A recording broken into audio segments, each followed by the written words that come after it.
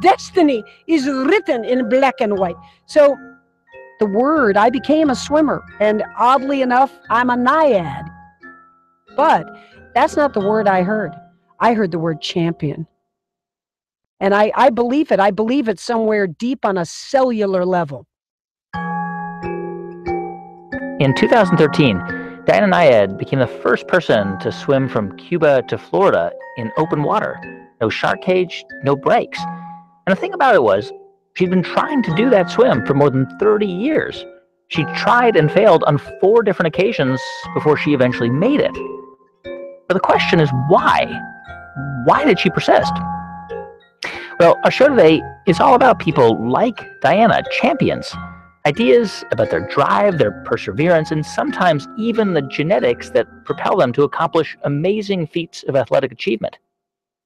Here's Diana Nyad on the TED stage. Yeah, so a couple of years ago I was turning 60, and I don't like being 60. And I started grappling with this existential angst of what little I had done with my life. Who would I become? How had I spent my valuable time? How could this have gone by like lightning? And I decided the remedy to all this malaise was going to be for me to chase an elevated dream. It was an old dream. It was from so many years ago, 3 decades ago. The only sort of world-class swim I had tried and failed at back in my 20s was going from Cuba to Florida. It was deep in my imagination. No one's ever done it without a shark cage. It's probably at my speed, at my age, for anybody's speed at anybody's age, going to take 60, maybe 70 hours of continuous swimming, never getting out on the boat. And I started to train. I hadn't swum for 31 years. When most of us think about swimming, we think about like swimming in a bay or in a protected area of the ocean or in a swimming pool. But on this swim, you're not only out in the open water, you've got the Gulf Stream running right under you, which is like a giant river. Oh, yes, it is. You know, there's this 100+ mile difference between the North Shore of Cuba and the South Shore of Florida, the Keys. And over most of that span of the 100 miles, the Gulf Stream shrinks and expands every day. Some days it's only 40 miles across. Some days it's 80 miles across. Wow. And this current has a counter current below it. And then what you got to picture, Guy, though, is it's not just the stream itself, but the eddies that are swirling. These are these counterclockwise eddies. Picture them like a vortex, because once you're in them, you're never out of them, ever. I stood on that shore and I looked across to that long, long, faraway horizon, and I asked myself, do you have it?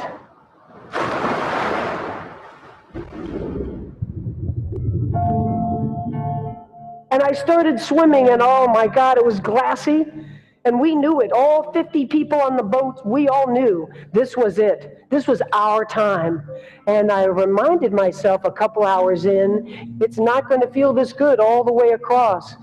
And I was thinking of the hypothermia and maybe some shoulder pain. But no, 2 hours in, wham! Never in my life. I knew there were Portuguese men of war, all kinds of moon jellies, all kinds of things, but the box jellyfish from the southern oceans is not supposed to be in these waters. And I was on fire. Excruciating pain. I feel like boiling hot oil I've been dipped in, and I'm yelling out, fire, fire, fire. And the next thing is paralysis.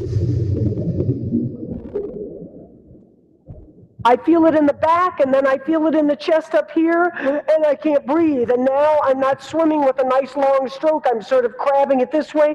Then come convulsions. And at 41 hours, this body couldn't make it. The devastation of those stings had taken the respiratory system down so that I couldn't make the progress I wanted. And the dream was crushed. I mean, it's It's amazing because just a year later, you were back out there. You were trying the same swim again with the same jellyfish. Well, you come back to say, what next? Will I wear pantyhose over the face? Will I wear this and this? And finally, this last time, I went to a prostheticist. He makes all kinds of masks for people who have had grenades blow up in their faces, who've had fires and are going to have skin grafts on their faces. He makes these beautiful, eerie silicone masks. And he made one for me. It took us a year to get the breathing right, to get the eyes right. But I wore that mask, and that was the last hurrah because I had surgeon's gloves. I had a tight, like sprinter's kind of suit. And now finally, I had the face, even the mouth covered, because those animals are genius at finding animal skin and protein at night. So I didn't go out there thinking, I'm just so tough, I'm going to get stung again. No, I went back saying, I'm going to go to the nth degree to find a way of swimming through them whereby they cannot sting me. It's the only way. Just, it's terrifying. It's crazy stuff, isn't it? It's the 5th time I stand on this shore, the Cuban shore, looking out at that distant horizon, believing again that I'm going to make it. The team is proud of our 4 attempts. Bonnie is my best friend and head handler. And as we're looking out, kind of a surreal moment before the first stroke, standing on the rocks at Marina Hemingway, Bonnie and I look at each other and we say, this year the mantra is, and I've been using it in training, find a way. Let's find our way to Florida. And we started, and for the next 53 hours, it was an intense, unforgettable life experience. To be in the azure blue of the Gulf Stream, you're looking down miles and miles and miles to feel the majesty of this blue planet we live on. It's awe-inspiring. And then there are the crises. The vomiting starts, the seawater, you're not well, you're wearing a jellyfish mask for the ultimate protection. The hypothermia sets in, the water's 85 degrees, and yet you're losing weight and using calories. And as you come over toward the side of the boat, not allowed to touch it, not allowed to get out, but Bonnie and her team hands me nutrition and asks me what I'm doing, how am I all right? And coming into that 3rd morning, Bonnie made a decision that I was suffering. I was hanging on by a thread. And she said, come here. And I came close to the boat and she said, look out there. And I saw a stream of white light along the horizon. And I said, it's going to be morning soon. She said, no. Those are the lights of Key West. It was 15 more hours, which for most swimmers would be a long time.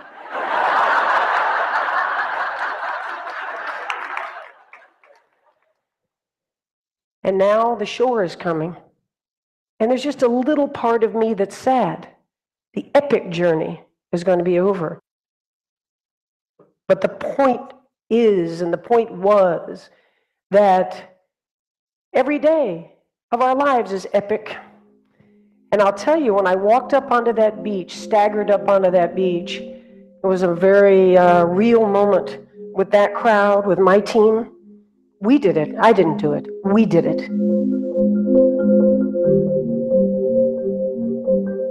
It's amazing if you think about it, this capacity that you have almost to be able to defy human capability. You know what I think it really is? I think it's the fear not of dying. I'm quite accepting of that. But I think that my motivation in feeling that tremendous pressure that our time is so precious and so limited, that's what drives me. That's what drives me to dream big and not give in to fears. Yeah. I mean, it seems like you were more scared of not making it, right? Than you were of Bingo. Than you were of being killed. Guy, bingo. I think it's interesting. I think when you talk to writers and scientists, who are working on one particular project all their careers, and certainly athletes, I think the fear of failure is stronger, more motivating than any other fear they've got. I know for me, when I stand on that shore, which, as you know, I did 5 times, I wasn't saying, I hope I don't get eaten by a shark. Woo, I hope that box jellyfish doesn't come up and get me again. I hope maybe we get some luck with the currents. Maybe all that's buzzing around low, but more than anything, I don't want to fail. I want that destination. I want it. Diana Nyad. On September 2nd, 2013, she walked ashore on Key West after swimming for 53 hours from Cuba.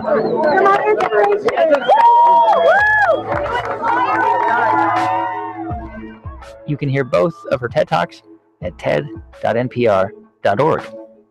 I'm Guy Raz. In a moment, more ideas on what makes a champion. This is the TED Radio Hour from NPR.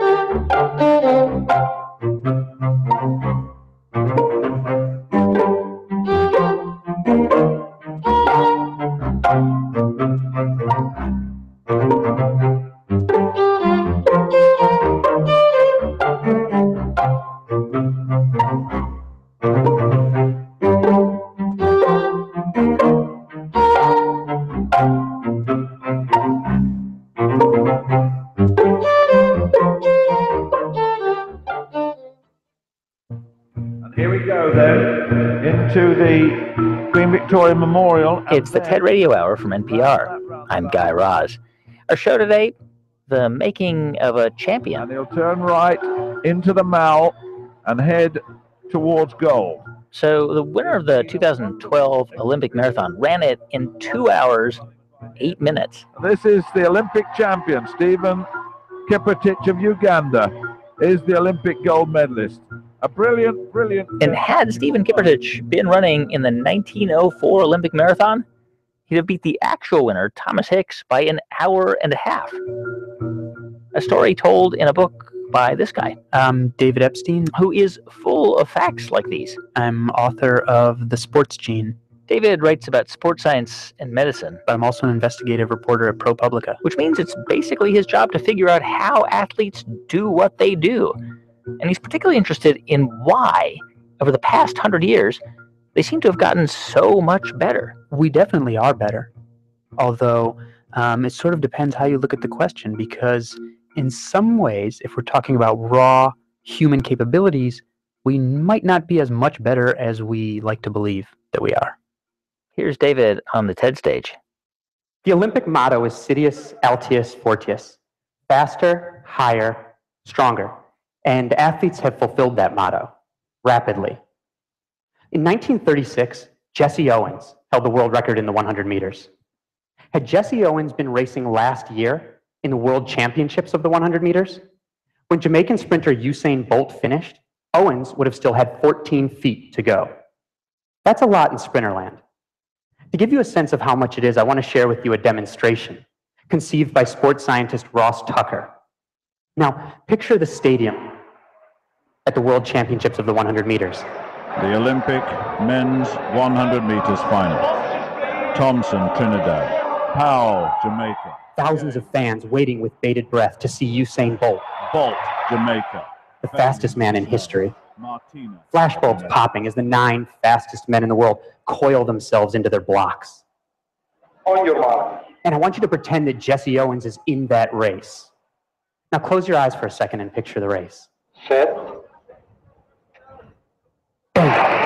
Oh, they're away, and Gatling got away brilliantly, and he's ahead of the field at the moment. An American sprinter jumps out to the front. Bolt going there, and here comes Usain Bolt! Usain Bolt starts to catch him. Usain Bolt passes him, and as the runners come to the finish, you'll hear a beep as each man crosses the line. Usain Bolt storming through, he takes it again, Blake gets the silver, 9.6. That first beep was Usain Bolt. That last beep was Jesse Owens. Listen to it again. When you think of it like that, it's not that big a difference, is it? And then consider that Usain Bolt started by propelling himself out of blocks down a specially fabricated carpet designed to allow him to travel as fast as humanly possible. Jesse Owens, on the other hand, ran on cinders. Rather than blocks, Jesse Owens had a gardening trowel that he had to use to dig holes in the cinders to start from. Biomechanical analysis of the speed of Owens's joints shows that had he been running on the same surface as Bolt, he wouldn't have been 14 feet behind. He would have been within one stride. Rather than the last beep, Owens would have been the second beep. Listen to it again. That's the difference track surface technology has made, and it's done it throughout the running world. I mean, this is an incredible story. I mean, this would suggest that runners aren't really all that much faster today.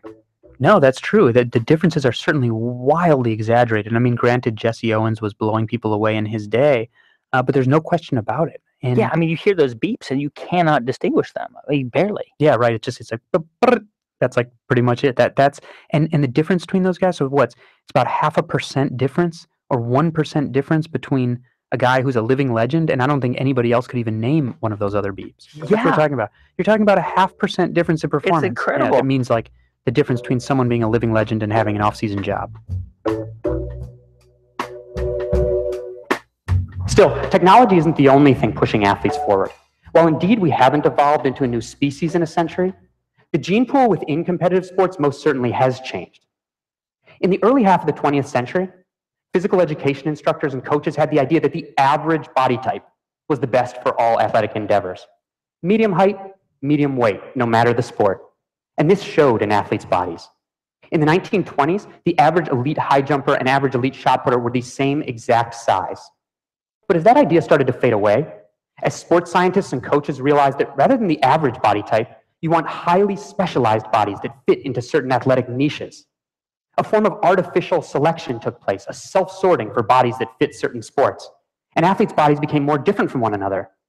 Today, rather than the same size as the average elite high jumper, the average elite shot putter is 2.5 inches taller and 130 pounds heavier. And this happened throughout the sports world. And at the same time, digital technology, first radio, then television and the internet, gave millions, or in some cases billions, of people a ticket to consume elite sports performance. The financial incentives and fame and glory afforded elite athletes skyrocketed, and it tipped toward the tiny upper echelon of performance.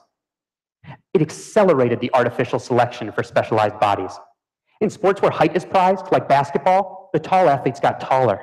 In 1983, the National Basketball Association signed a groundbreaking agreement, making players partners in the league, entitled to shares of ticket revenues and television contracts. Suddenly, anybody who could be an NBA player wanted to be, and teams started scouring the globe for the bodies that could help them win championships. Almost overnight, the proportion of men in the NBA who are at least 7 feet tall doubled to 10%. Today, 1 in 10 men in the NBA are at least 7 feet tall. But a 7-foot-tall man is incredibly rare in the general population. So rare that if you know an American man between the ages of 20 and 40 who's at least 7 feet tall, there's a 17% chance he's in the NBA right now. Still, even changing technology and the changing gene pool in sports don't account for all the changes in performance. Athletes have a different mindset than they once did. And one of those athletes is Pam Reed. Who's a legendary ultramarathoner, one of the greatest female ultra-endurance athletes of all time. And back in 2002, Pam became the first ever female winner of the Badwater Ultramarathon, which is a 130-mile race in the middle of summer in Death Valley, which is also one of the hottest places on Earth. Hi there. It is Pam Reed. You know what? It is 2 o'clock here. I'm in Salt Lake City. Pam is 53. I'm going to go for an hour run, and it's about 100 degrees. I'm doing some heat training right now. And a few years ago, David tracked Pam down to find out what makes her different. Pam has an incessant drive to be active. So this was my favorite interview because the day I interviewed her, she had just finished the national championships in Ironman triathlon here in New York the day before. A 2.4-mile swim, 112-mile bike, 26.2-mile run. Discover it in a test of strength, resolve, endurance. I got second, and it was a great race. Okay, so the very next day, Pam was flying out of LaGuardia. And her flight was delayed, and she gets so uncomfortable sitting still that she stashed her bags in a corner and was running laps around the parking structure while I was interviewing her. The day after the Ironman Triathlon National Championship. You know, it's funny because I've done that in LA, New York, Chicago, Phoenix, Tucson, you know, in the parking garages in all those airports. You know, tell my husband, okay, I'll be back in an hour and a half, and I'll just go run around for an hour and take my radio, and yeah. So it's because it's so boring, you know, sitting there. Now, scientists have tried for years to figure out how people like Pam do what they do.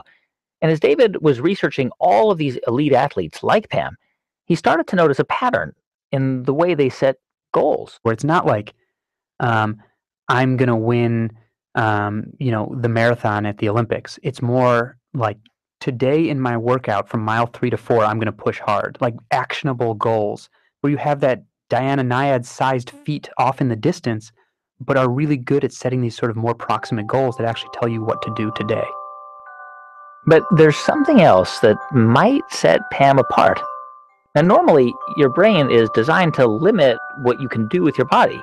At a certain point, if you're pushing your body beyond its limits, your brain will just shut your body down to make sure you don't die. I mean, like if you land at altitude, your brain will start holding back some of your physical resources before you've even tried to do anything. Wow. It will just sense like something's different in this atmosphere. I'm not going to let you use all of your resources. And part of pushing yourself farther is convincing your brain that, look, we're not going to die, or this is really important. Well, yes, definitely. You have to just tell yourself, you feel like death. You do. He's right. You feel like death. And then, for some reason, you come back to life. It's really bizarre. That's happened to me so many times. There's no question that training is the ultimate biological exploration of your mind. Yeah. Beyond what any cutting edge science can provide you at this point. I mean, that's how you convince your brain that you're not going to die, right? That's right. Look, when you start training, and exercise physiologists know this, before your muscles get bigger or you produce more red blood cells, you have an integration of your central nervous system that starts making activities smoother. Like if you've ever started training for running, you'll notice after a couple weeks, you start to feel smoother while running before you've even gotten in shape, because your brain is sort of integrating the movements and adjusting to your new reality. So I'm wondering, like, even in these elite athletes, right, who are wired and built, I guess, differently in so many ways. I mean, even for them, like, how important is winning, is victory? It depends. It really depends. I think in many ways, for many athletes, it is. I mean, when I went to, places like rural Kenya to visit the tribe that produces the Kalenjin, that produce all the great runners, like they are running to live. Like that's, if they had a fight, economic renaissance tomorrow, like their running phenomenon would be done. So they will often drop out of races if they're not going to win because they're doing it purely to make a living.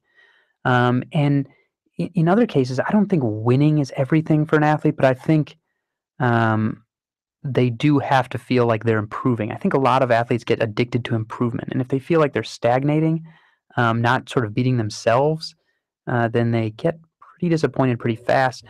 At the same time, I think there's something natural to us about physical competition. And it's such a direct and sort of pure way to measure achievement that's very difficult to come by in other ways in life. And I think that can really motivate people to kind of tweak and tweak and tweak it and try to find ways to get just a little bit better. David Epstein. His book is called The Sports Gene. Check out his talk at TED.com.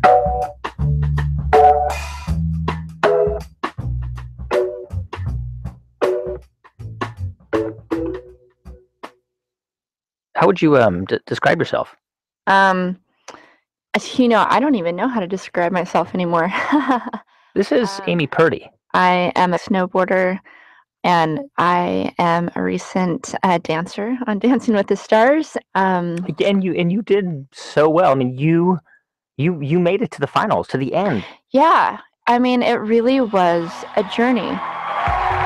Dancing the Cha-Cha-Cha. Amy Purdy and her partner Derek Huff. Our first dance was a cha-cha. Beyond belief.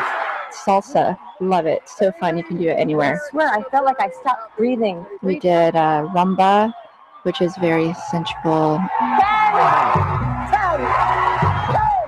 The tango. Dancing the Argentine tango. Which I absolutely love it. Totally spellbinding. I feel like I'm in a trance. And you were like kind of the underdog. For me, I was up against people who had their legs. Amy was actually used to competing in the Paralympics as a snowboarder. But to be dancing on national television where her prosthetic legs had nothing to do with the competition was totally different. I had to keep reminding myself as I went on throughout the weeks that this is pretty unbelievable. Just a few weeks before she was on the show, Amy won a bronze medal at the Sochi Paralympics. Amy Purdy has a bronze. She's smiling. She can take this easy. Amy started snowboarding when she was 14. But 5 years later, the sport she loved suddenly became very different for her. What do you remember about getting sick? I actually remember waking up feeling great that day. I remember the cold tile in my parents' house under my feet. But, not thinking anything of it, of course, that's just a memory I had. But getting ready, going to work, and I felt exhausted. And I was thinking maybe I'm coming down with the flu or something. But the next morning, my mom called to check on me, and I said, gosh, I feel like I'm dying. But I got to say, I'm known for being the dramatic one in the family. I still say that when I get a flu. I'm like, I'm pretty sure I'm dying. So I said, I feel like I'm dying. And she said, well, you're probably dehydrated. Make sure just to drink water, and I'm sure you'll be fine. And we got off the phone, and I fell into the deepest sleep that I have ever felt. All of a sudden, I opened my eyes, and as I was sitting up, I realized that something was really, really wrong. My heart was beating out of my chest. I was nauseous. I was sweaty, and I had chills. I scooted to the edge of the bed, and I put my feet on the floor, and I stood up, and I realized that I couldn't feel my feet. And I looked down at the floor, and I saw that my feet were purple. I saw that my hands were purple. And I saw that my nose, my chin, my cheeks were all purple as well. Right then, my cousin walked in. My mom had called her to come check on me, and she ended up rushing me to the hospital. Amy picks up the rest of the story in her TED Talk. I was in the hospital on life support with less than a 2% chance of living. It wasn't until days later, as I lay in a coma, that the doctors diagnosed me with bacterial meningitis, a vaccine-preventable blood infection. Over the course of 2.5 months, I lost my spleen, my kidneys, the hearing in my left ear, and both of my legs below the knee. When my parents wheeled me out of the hospital, I felt like I had been pieced back together like a patchwork doll. I was absolutely, physically, and emotionally broken.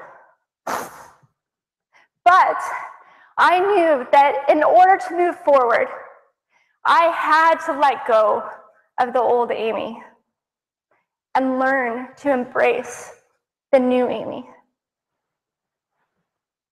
And I began to daydream. I daydreamed like I did as a little girl.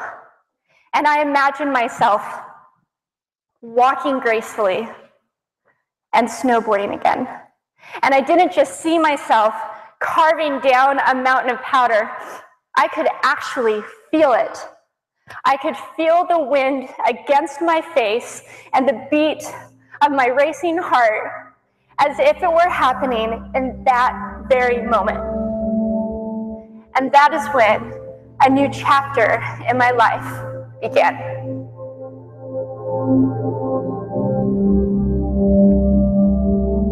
Amy Purdy's story continues in a moment. I'm Guy Raz, and you're listening to the TED Radio Hour from NPR.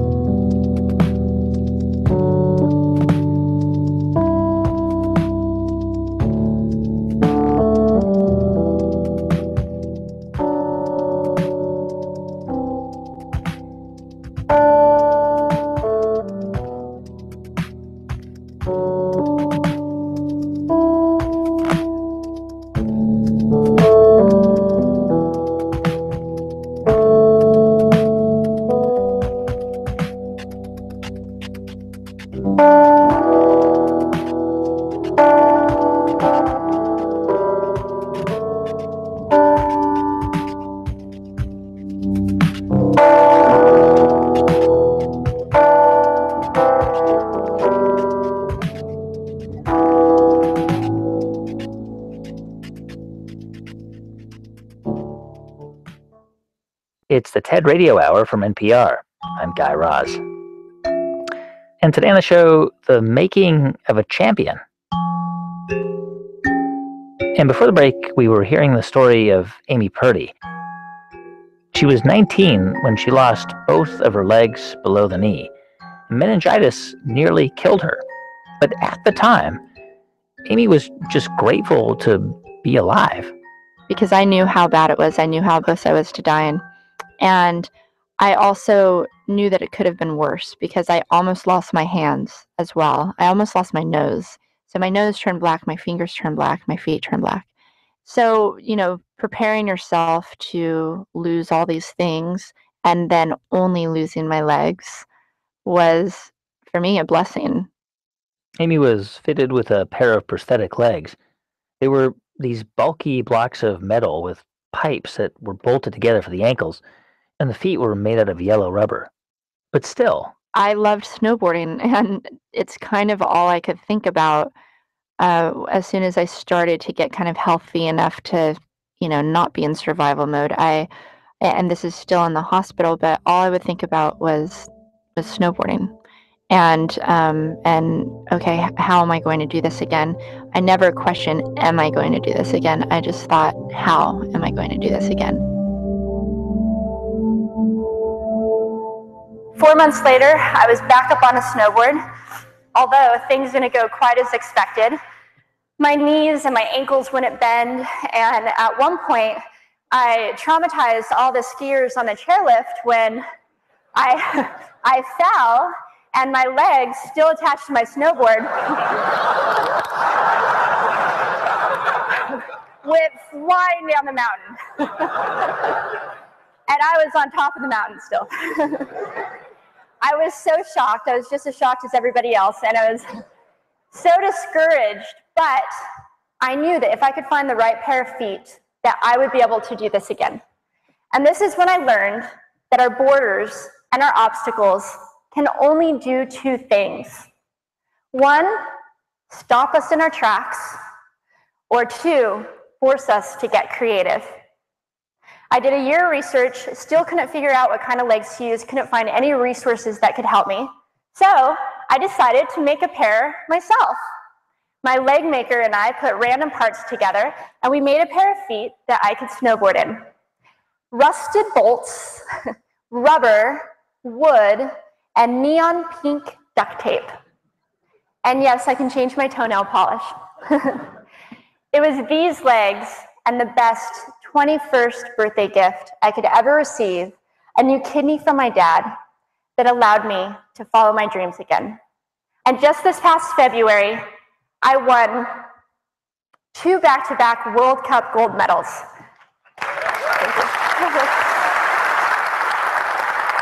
Which made me the highest ranked adaptive female snowboarder in the world. 11 years ago, when I lost my legs, I had no idea what to expect. But if you asked me today if I would ever want to change my situation, I would have to say no. Because my legs haven't disabled me. If anything, they've enabled me. They've forced me to believe in the possibilities. And that's why I believe that our imaginations can be used as tools for breaking through borders. Because in our minds, we can do anything, and we can be anything.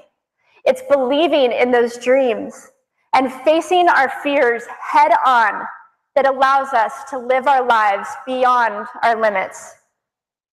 So the thought that I would like to challenge you with today is that maybe instead of looking at our challenges and our limitations as something negative or bad, we can begin to look at them as blessings. Magnificent gifts that can be used to ignite our imaginations and help us go further than we ever knew we could go. It's not about breaking down borders. It's about pushing off of them and seeing what amazing places they might bring us.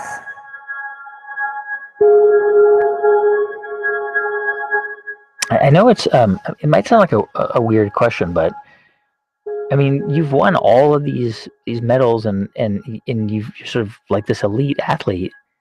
And I don't know, like a weird way, do you almost feel like you're a better snowboarder now?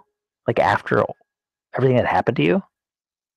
I wouldn't necessarily say that I'm better at snowboarding now. I am. I am, but it's still very challenging for me because my feet don't move the right way. I think I'm better because I work harder at it, and I'm passionate about it, and it becomes a challenge. And I thrive on challenge. The amount of work that I have put into my legs and snowboarding, the amount that has gone into the development of my feet and my legs and the mechanics is crazy amounts of work. And the motivation just comes from, I guess it just comes from wanting to figure it out, like finding a way. And that's kind of how I go into everything. It's like I just don't like to hear that things are impossible. When you compete, is a part of it to win, to be victorious? Yeah, but it's interesting because I don't necessarily find myself being really competitive with other people. I'm more very competitive with myself because as of right now, I'm the only international, like male and female competitive snowboarder with 2 prosthetic legs. So it's just doing the absolute best that I can because it's fulfilling. It's fulfilling to me to find out what those limitations are or to blow through the limitations that you thought you had. We put so much on ourselves. We put so many limits on ourselves. It's unbelievable. I'm always like realizing, wow, so much of what I thought, oh, my legs don't really do that. They don't do this. They don't do that. I end up doing it and realizing, wow, it was in my head that entire time. What is it like? What's that thing that's inside of you that like drives you, that pushes you, that motivates you? I mean, is there something that you have that most of us don't? I don't think so. I mean, if somebody would have told me, when I was 18 years old that, okay, this is what your life is going to be like. You're going to have the world at your fingertips. And then, bam, you're going to lose your legs, lose your kidneys, lose your spleen, lose the hearing in your left ear, stuck in a wheelchair. I would have said there's absolutely no way that I would be able to handle that. No way. I mean, I actually remember, and this is horrible, but this is just kind of what I think a teenager thinks about. I remember hearing about a kid who had lost his legs when I was in high school and thinking, oh, if I lost my legs, I would get myself in a wheelchair and I'd wheel myself off a cliff. Like that was my thinking as a teenager, that would be the worst thing in the world, that I would have to, take my own life or something. So then to be in this situation and handle it, it makes me feel like anybody would. You don't know how strong you are until you're forced to find it, until you're forced to use it. Amy Purdy, champion. Check out her full talk at TED.com. www.npr.org. What's it that drives people to want to master something, to want to achieve that? The drive for mastery, I think, is very different from the drive for success. I think success, if you want that, it typically means, I think, that you want a kind of approval, It's like society to sort of say that you're good. I think mastery is about it, really valuing your own opinion of what you're doing far more, really, than almost anyone else's. That is at the heart, I think, of mastery. Just loving the process. This is Sarah Lewis. I'm a curator and author, and I teach at Yale University School of Art. Sarah writes about the differences between success and mastery, and about the value of what she calls the near win. The near win has to do with that gap between where you are and where you want to go, and the propulsion that comes from constantly trying to close it. And I think that's what the path of mastery looks like. Here's Sarah Lewis on the TED stage. I started to understand this when I went on one cold May day to watch a set of varsity archers, all women as fate would have it, at the northern tip of Manhattan at Columbia's Baker Athletic Complex. I wanted to see what's called Archer's paradox, the idea that in order to actually hit your target, you have to aim at something slightly skew from it. I stood and watched as the coach drove up these women in this gray van, and they exited with this kind of relaxed focus. They passed me and smiled, but they sized me up as they made their way to the turf and spoke to each other not with words, but with numbers, degrees, I thought, positions for how they might plan to hit their target. I stood behind one archer as her coach stood in between us to maybe assess who might need support, and watched her, and I didn't understand how even one was going to hit the 10 ring. From the standard 75-yard distance, it looks as small as a matchstick tip held out at arm's length. And this is while holding 50 pounds of draw weight on each shot. She first hit a 7, I remember, then a 9, then 2 10s, and the next arrow didn't even hit the target. And I saw that gave her more tenacity, and she went after it again and again. For 3 hours, this went on. At the end of the practice, one of the archers was so taxed that she laid out on the ground just starfished. It's so rare in American culture, there's so little that's vocational about it anymore, to look at what doggedness looks like with this level of exactitude. What it means to align your body posture for 3 hours in order to hit a target, pursuing a kind of excellence in obscurity. But I stayed because I realized I was witnessing what's so rare to glimpse, that difference between success and mastery. So success is hitting that 10 ring, but mastery is knowing that it means nothing if you can't do it again and again.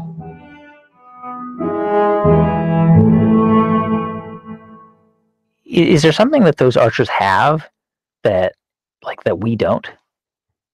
What intrigued me about those archers is that they seemed like proxies for us. So I understood this idea about the gift of the near win really by watching them, by watching that process, and seeing in that instant how people would shift. And that's, for me, why it became a kind of metaphor for life. How it is it that you're going to achieve your goal in spite of the many things that could knock you off, I mean, you think about somebody like Diana Nyad, who we just heard from in the show. Mm-hmm. I mean, she had 4 near wins before she made it. Yeah. And you hear that, you hear those stories, and you think those were just as important as her ultimate win. Mm-hmm. Exactly. Her journey reminds me of really the validity of Winston Churchill's quote when he said, "Success is the ability to go from failure to failure with no loss of enthusiasm. But the question is, what does it take to stay encouraged?" Diana Nyad, though, for me, is like a contemporary story because there's someone who sort of came before her, Florence May Chadwick, another channel swimmer.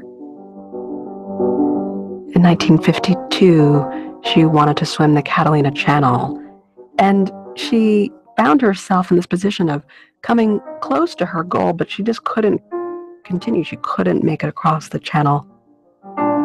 So she decided to get into the boat, and she was in the middle of a really foggy period in the Catalina Channel. And so as she found her breath again and was in this boat and the fog lifted, she noticed that she was just a mile from her goal, from the shore. And what she said was so instructive, you know. She said, I think if I had seen the shore, I could have made it. And so she decided 2 months later to swim the Catalina Channel again. And she not only completed it, but she bested the men's record for doing so in 1952. Wow. And I love that. I think she described what allowed Diane and I to keep going. She kept the shoreline in her mind's eye the whole time. Success motivates us, but a near win can propel us in an ongoing quest. One of the most vivid examples of this comes when we look at the difference between Olympic silver medalist and bronze medalist after competition. Thomas Gilovich and his team from Cornell studied this difference and found that the frustration silver medalists feel compared to bronze, who are typically a bit more happy to have just not received fourth place and not medaled at all, gives silver medalists a focus on follow-up competition. And this is what a near win does. It gets us to focus on what right now we plan to do to address that mountain in our sights. It's Jackie Joyner-Kersee, who in 1984 missed taking the gold in the heptathlon by 1/3 of a second. In 1988, she won the gold in the heptathlon and set a record of 7,291 points, a score that no athlete has come very close to since. We thrive not when we've done it all, but when we still have more to do. We know that we thrive when we stay at our own leading edge, and it's why the deliberate incomplete is inbuilt into creation myths. In Navajo culture, some craftsmen and women would deliberately put an imperfection in textiles and ceramics. It's what's called a spirit line, and deliberate flaw in the pattern to give the weaver or maker a way out, but also a reason to continue making work. Masters are not experts because they take a subject to its conceptual end. They're masters because they realize that there isn't one. We build out of the unfinished idea, even if that idea is our former self. This is the dynamic of mastery. Coming close to what you thought you wanted can help you attain more than you ever dreamed you could. Even if we created utopias, I believe we would still have the incomplete. Completion is a goal, but we hope it is never the end. Thank you.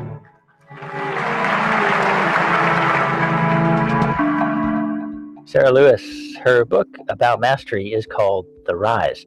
Check out her full talk at ted.npr.org.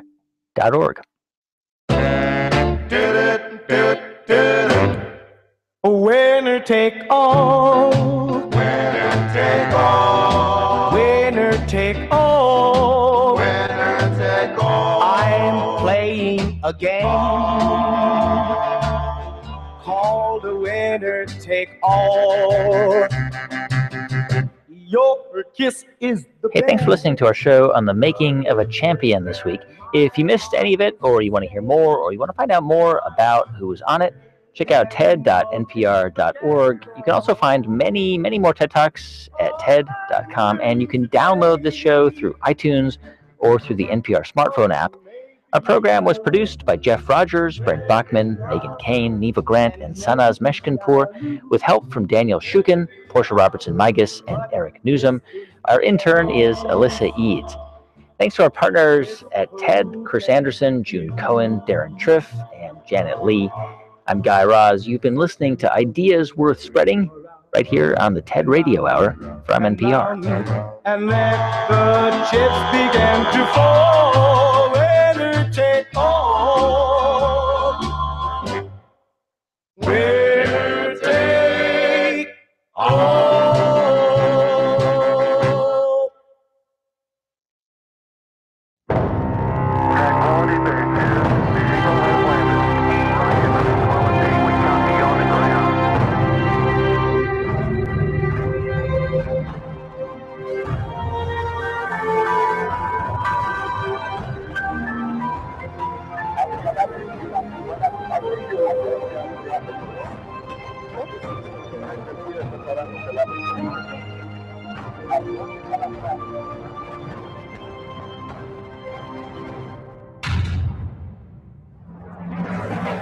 47 years of excellence in broadcast communication. EBC, Eagle Broadcasting Corporation. Ito ang Radyo Agila. DZEC 1062 sa Magaman, WIN 1080 sa Northern DZEL 1260 sa Southern Tagalog, DXED 1224 sa Southern Mindanao. Ito ang Radyo Agila. Isang tunog, buong bansa.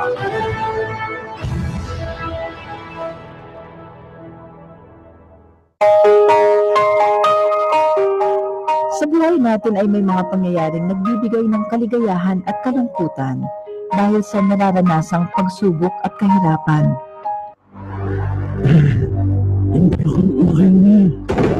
Lito! Lito! Nahanap ang tatay niyo! Tay! Tay! Lito!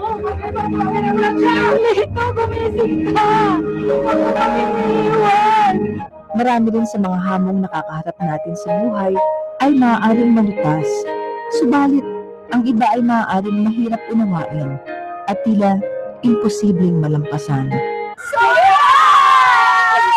Bakit niyo naman ako binuhusan ng harina?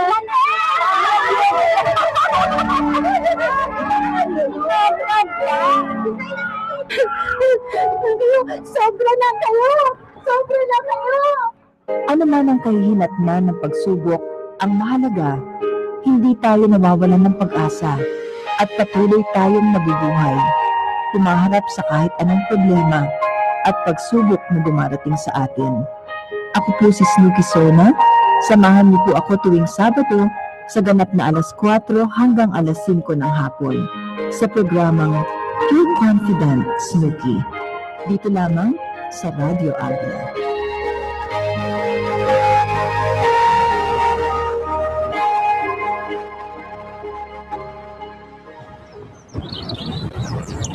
Eco-friendly ka ba at mahilig sa usapang pangkapaligiran? Health conscious ka ba at mahilig sa usapang patungkol sa kalusugan? Isyong pangkapaligiran, isyong pangkalusugan at marami pang iba. Ating pag-usapan. Pinay Scientist, tuwing Linggo, alas 5 hanggang alas 6 ng hapon, dito sa Radyo Agila. Pinay Scientist. Narito ang paalaalang pangkalusugan sa panahon ng tag-ulan. Tungkol sa pagkain, tiyakin na ito ay naluto ng gusto. Kainin kaagad ang nilutong pagkain. Sa mga naghahanda ng pagkain, ugaliin ang paghugas ng kamay bago at pagkatapos maghanda ng pagkain. Kung may sakit, iwasan ang maghanda ng pagkain para sa iba. Samantala sa inumin tubig naman, iwasan uminom ng tubig kung hindi tiyak ang pinagkukunan nito. Kung hindi ligtas ang inumin tubig, pakuluan at hayaang kumulo ng 2 minuto. Maging matalino. Pinsala ay maiiwasan mo. Isang paalaalang hatid ng Radyo Agila.